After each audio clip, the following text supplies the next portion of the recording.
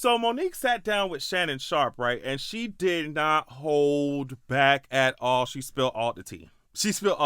We're going to talk about some of the major points that she hit in the interview because it's 2 hours long. We ain't talking about everything, right? So let's get into it. I ain't the only press it, hold it, worship me, yeah, you can blow. I ain't the only, you so lonely, insecure, they don't control me, boy, you can't. So first, because this is all over the internet right now, right? Like she went in, she let it chop a sin. Okay. First, let's talk about what she said about Tiffany Haddish, right? Because she said Tiffany Haddish did an interview with GQ magazine and the conversation turned to Monique. That's what she said. And Tiffany apparently said, I don't do business like Monique do business. I'm glad I don't have that husband of hers. And Monique basically responded, Monique basically responded with, if you had a husband like mine, you may not have 2 DUIs. If you had a husband like mine, you may not be caught up in what looks like you could have been grooming a child. I was like, oh my gosh, she said it. As she should. As she should, girl. As she should. And then so she was like, well, you talk about my husband, and it's just like, you opening up the doors. You opening up the doors. And then Shannon Sharpe goes, well, she doesn't even have a husband. And then Monique sipped from her cup after Shannon said that shit. And she said, well, you said it. And she said, I sipped on that, Shannon. That required a sip. So I don't know. It's been really weird to see some people like letting Tiffany Haddish still do things in the industry and shit. I'm just like, girl, get her weird ass out of here. Why is she still here? So Monique clocked it, and I'm very glad that she did. Now, this Taraji topic was very interesting to hear her speak about. Now, she said, when I saw Taraji broken on those platforms, it was painful to watch. However, Taraji and I had a conversation over a decade ago in my trailer when I was doing the Monique show, and she said, you got to keep on getting it until your turn comes. And I said, Taraji, most of us die before our turn comes. We got to ask for it right now. And then Monique continued. She said, now I understand that because there was a time where I felt the same way because that's what I was told. You just keep going and we'll get him the next time and we'll get it the next time. But the next time never comes. And then you see our sister broken sitting on those platforms. But when I said it, and this is when Shannon takes over and says, like, you're right. When you did say it a decade ago, why didn't it get the traction? Why didn't it get the support? And Monique said that there are a few reasons why. And the reasons are so unfortunate, but we see them. We see that she's right? Because she said the first reason, well, it's the messenger.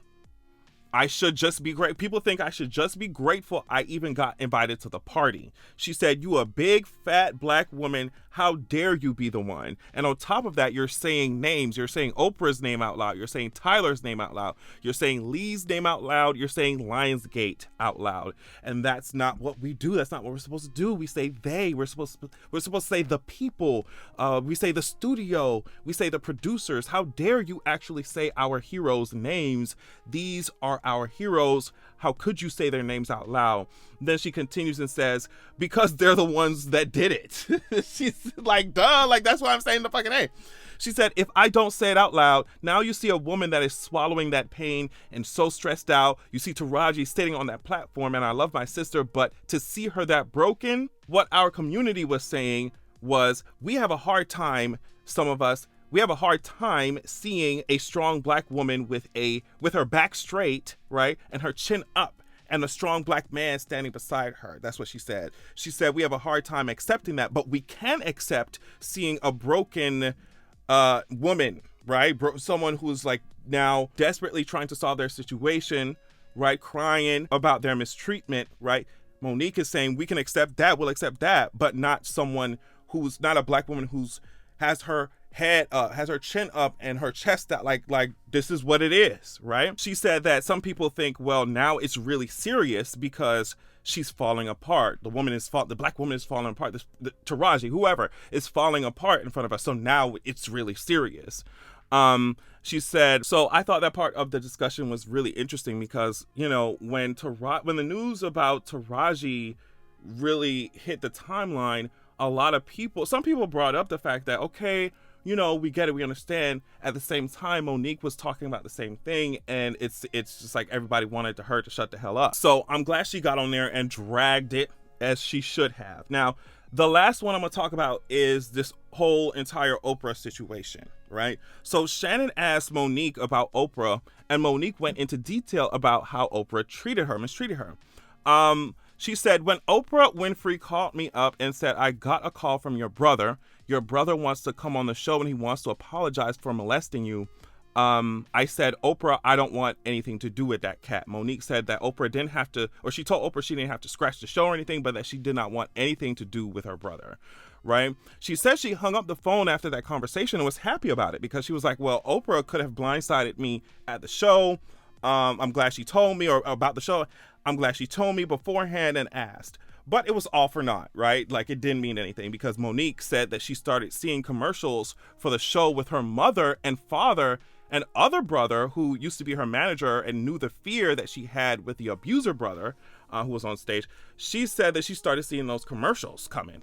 And she said, we never talked about my mother being there. Imagine, she said to Shannon, imagine you then seeing your granddaddy and grandmama, and they're talking about somebody that violated you. And that woman, she's talking about Oprah, didn't tell you that woman was going to be there. How would you feel? Right? So Shannon then said betrayed. And then Monique said, that's exactly how I felt and how I feel. She said, you betrayed me, sister. Of course, she's talking about Oprah, and I'm not the only one. She said, had Oprah Winfrey told me, okay, I'm gonna have your mama up there, I would have told her to shut that shit down. So yeah, you can imagine that, anytime Monique starts dragging, it's all over the internet, right? But this especially hit the timeline and just kept going because first it started with that Tiffany Haddish drag. And girl, like I said, I do not mind watching Tiffany Haddish ass get roasted and toasted, especially by Monique. You know what I mean? I love to see it. I'm glad I got to fucking witness that shit because I'm just like, is everybody else living in La La Land? Y'all don't remember what this woman did and who she is? Why is she including y'all events and shit still? That's just so weird. Anyway, I don't want to see her face nowhere, right? So it was great. That dragging was great. But then to see how Monique talked about the issue that we had already brought up when Taraji's situation came forth, we were talking about like, well, Monique was talking about this, Monique brought this up. Monique was advocating for herself. Monique was trying to boycott shit, and everybody was like, well, girl, I don't know what to tell you. And she was right, where it's like, it is the messenger a lot of times. And she, the way that she said, oh, well, I'm a fat black woman, whatever, so I should just be grateful for whatever I'm handed. That's kind of the attitude that I saw a lot of people have with her. So I'm glad she got up there and started roasting y'all asses. And as for Oprah and them, y'all already know, girl, where there is smoke, there is usually a lot of fire. And so that's why when Monique was coming out here talking about her experiences with Oprah or Tyler, whatever, I'm just like, I believe it. I believe it. I believe every word, girl. And she clocked it really good when she said a lot of our community does not want to hear uncomfortable truths about, the people that they see as their heroes. People that the lives that they want, the lives that they envy of. These people, like, they do not want to hear uncomfortable, real truths about how these people go around in their industry treating people and fucking people over. So more power to Miss Monique. I hope she continues to put that Mary J. Blige ass boot that she had on in that interview on y'all necks, honey. I hope she continues to stomp on y'all ass. And I hope that I continue to be able to witness it. All right. Thank you so much for watching. Love y'all so much, and make sure that you have a good goddamn evening.